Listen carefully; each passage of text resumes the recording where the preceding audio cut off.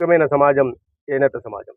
వీళ్ళకి ఇవాళ ఇవాల్టి నుంచి హ్యాండ్లూమ్స్‌కి 200 యూనిట్లు ఉచితంగా అందించే కార్యక్రమాన్ని చేపట్టడం జరిగింది. ప్రధానంగా మన ధర్మవరం ప్రాంతవాసులు దీని ద్వారా లబ్ధి పొందుతారు.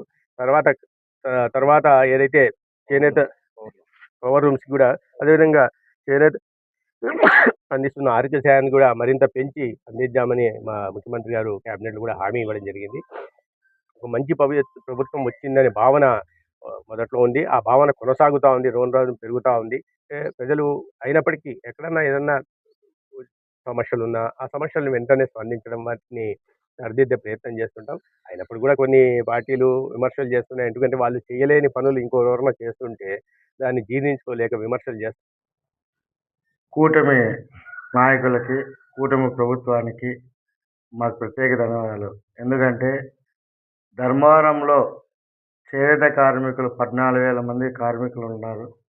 వాళ్ళకి 200 యూనిట్లు ప్రకటించినారు నారా చంద్రబాబు నాయుడు సార్ గారు. దానికి మేము ప్రత్యేకంగా కృతజ్ఞతలు చెప్తున్నాము. ప్రతి నెల రూ. 720 200 యూనిట్లకి మాకు మిగులుబాటు అవుతుంది. అది చేనేతల్లో ఎంతో ఆశాజ్యోతిగా మిగులుతుందని మేము చాలా భావిస్తున్నాము.